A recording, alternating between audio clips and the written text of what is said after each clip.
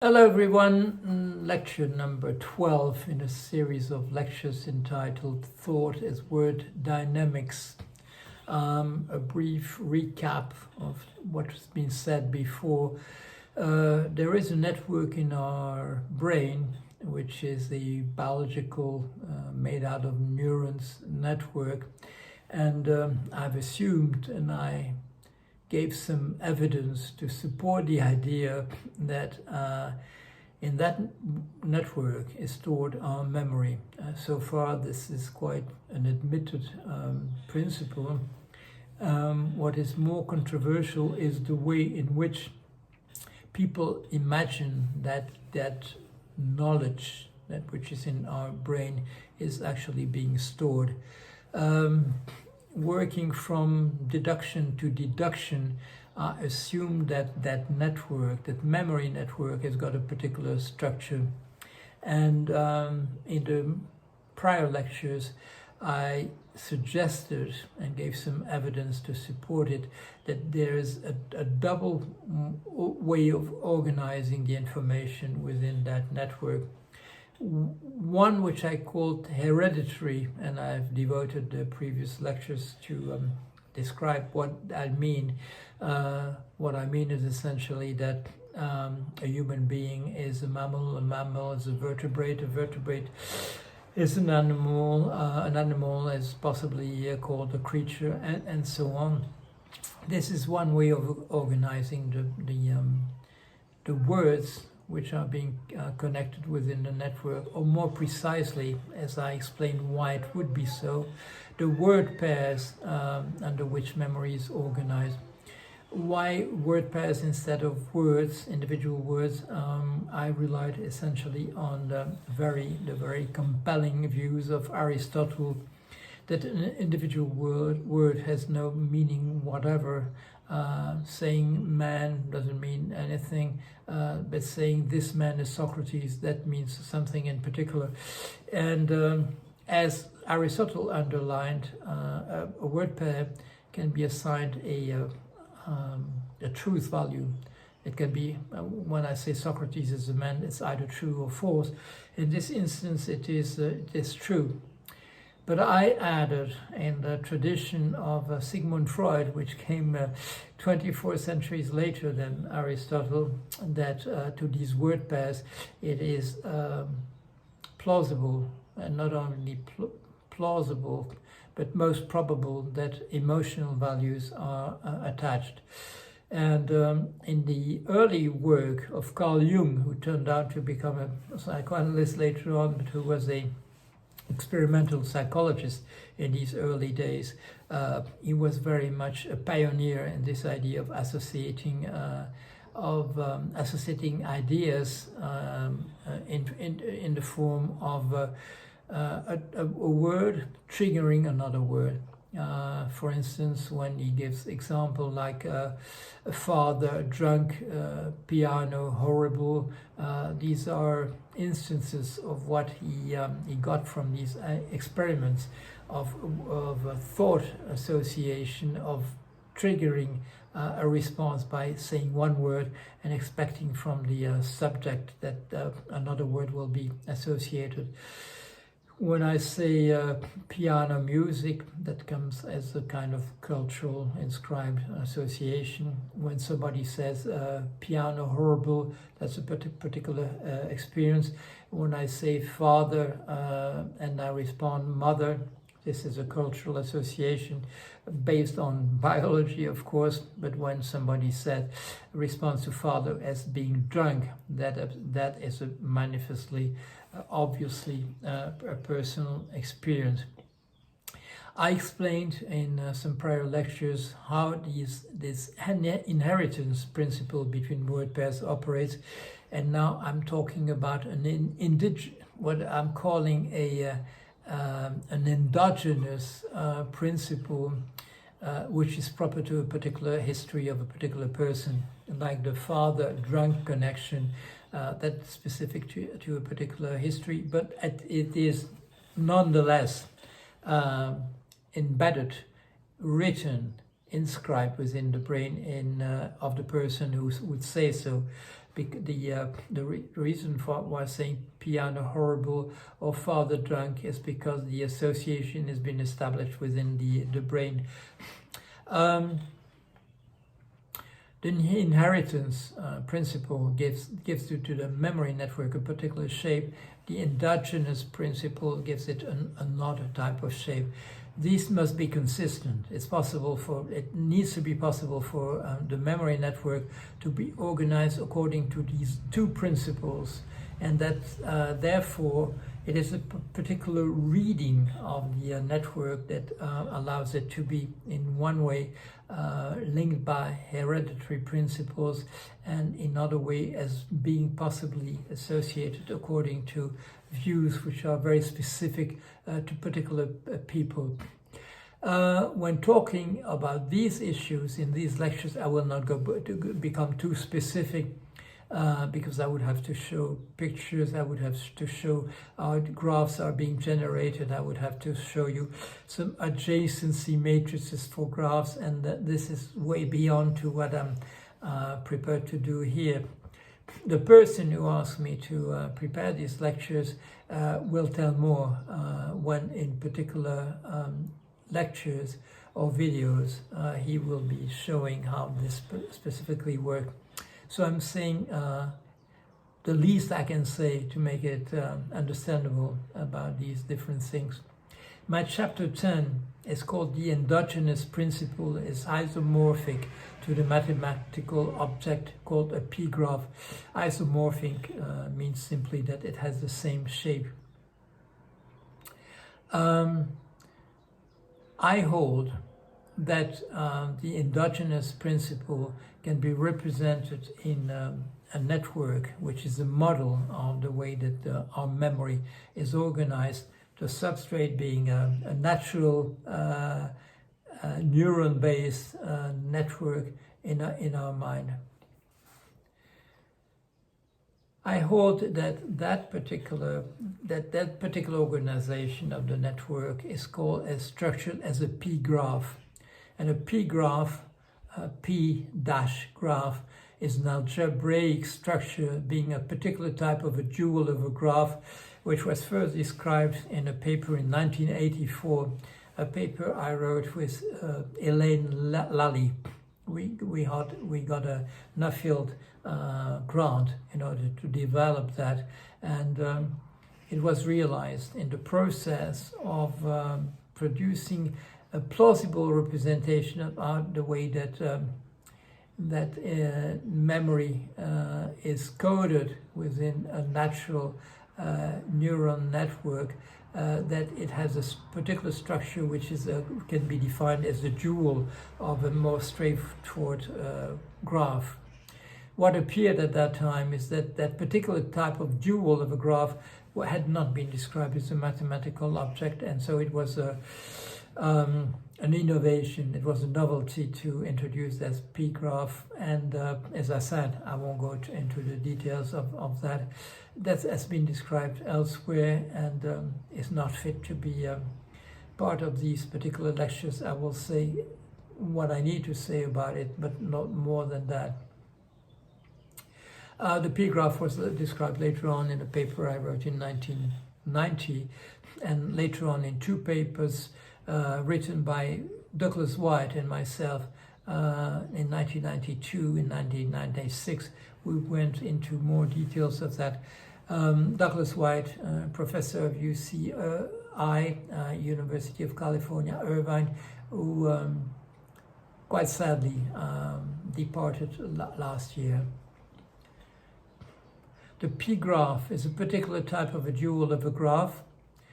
The data within that p-graph is words associated with the edges of the graph.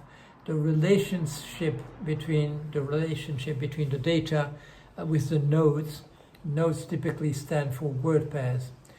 Therefore, what is the elementary unit according to what Aristotle has suggested, and which I would confirm in representing that memory network within the Anella project I developed with for British Telecom in the late 80s. Anella standing for, I remind you, for associative network with emergent logical and learning abilities. That was the artificial intelligence project I developed in those years as part of the Connex project of British Telecom. The p-graph is a mathematical object underlying Anella, the AI project mentioned in the introduction. The p-graph in particular, its uncanny way of growing is compatible with the architecture of an actual biological neural network. Its emergent logical and learning abilities are similar to those displayed by human beings. In the process of developing that model that would underlie my Anella piece of software, I've always very consistently made sure that what I was producing as a model would, and as a representation, would be consistent with what we know about a biological network within our brains, which doesn't mean that it would be that would fit with any theory we have about memory representation within that network, but working along this idea of that it would be consistent with what we know about the biology, I went on, and my representation in terms of word pairs being inscribed within the brain, that remained, I believe, quite totally consistent. The obvious interpretation of the learning process in a network is that each time a new signifier is added, every time a new word is being acquired by the machine, but that's very similar to the learning process within a human being. Every time a new signifier is added, a new word, a number of edges are created representing a number of distinct neurons. As such, however, the growth process of a p-graph cannot reflect the actual learning process taking place in the cerebral cortex. What makes my model economical is that we create only connections between neurons and create neurons only when that's necessary. But what we know by biology is that the infant, the baby, has a brain within which there's already a really large number of neurons and a large number of connections. So what happens in that brain is, by learning, is a reverse process to the one which operates in the piece of software I had developed, meaning that knowledge, instead of being inscribed, written into that network, is by the creation of connections between neurons. It is the process is in reverse. There is Hebbian reinforcement of certain pre-existing connections, and what will happen to the other connections is that an anti-Hebbian process will develop, meaning that these connections which are not needed are disabled little by little, by simply saying that the probability that a path would exist within that network according to a particular edge disappears if that edge has never been used. So in my model, which is very economical, we only create arcs, edges when they're needed. In the actual brain, the process of structuring the brain is by having some these pre-existing links being reinforced, becoming channels through which association will happen, and the others being disabled little by not being used. If the cerebral cortex of a newborn is such that each neuron is connected to a large number of other neurons, i.e. is mappable on a quasi-complete graph, Then the structuring of the network for memory storage purposes implies for each neuron a dramatic destruction of most of its existing connections, the remaining ones becoming informed precisely because of their drastic reduction in number. This is what I just explained as a matter of introduction. In the actual brain, the actual biological brain, the structuring of the network is by the reinforcement of certain links and the disappearance because of lack of use of the other connections. A network is therefore constituted of two parts: a virgin, unemployed part composed of quasi-completely connected neurons, and another part, active for memory storage, composed of sparsely connected neurons. Learning a new word would then mean including a number of such virgin quasi-complete neurons within the active network, attaching to the new signifier's label to their actual ramification and making them significant by having most of their connections removed, at the exception of those which have become meaningful through their labeling. In my model, relationship is meaningful by being created there in the actual network in our brain by being reinforced, and in contrast, the other connections being disabled for not being used. An existing neuron would therefore intervene actively in memory storage as soon as it has become structured, i.e. as soon as most of its connections have been severed, the few remaining ones encoding from then on a specific information. I repeat that, the few remaining ones encoding from then on a specific information. Viewed in this way, learning would not consist of the addition of new neurons, but of the colonization of existing but virgin neurons belonging to an unemployed part of the cerebral cortex. The only major constraint of such pruning for learning purposes would be that the network remains a connected graph, that there remains at least one path connecting each node to every other node. That is, that there's no disjoint subgraph. And as I hinted at before, if such a disconnection develops, if the graph representing the network gets disconnected, if it's not possible for going from every part of the subgraph to any other part because a bridge somewhere has been broken, then what we see developing is in human subjects, is psychosis. The explanation becomes only possible locally within one of the disconnected subgraphs. The smaller the number of edges, the more significant is the information contained in the network, as the reduced topology becomes concomitantly more significant. The issue is parallel to that of percolation, but so to speak in the reversed manner, i.e. pruning should develop as much as can do, but not beyond the percolation threshold. What is percolation? Percolation is what happens, for instance, when you put a sponge in water. The water starts seeping through the sponge, each little cell being able to contain some water, being in the process of contagion, of infection of one by the other, and after a couple of seconds, the whole sponge is actually wet.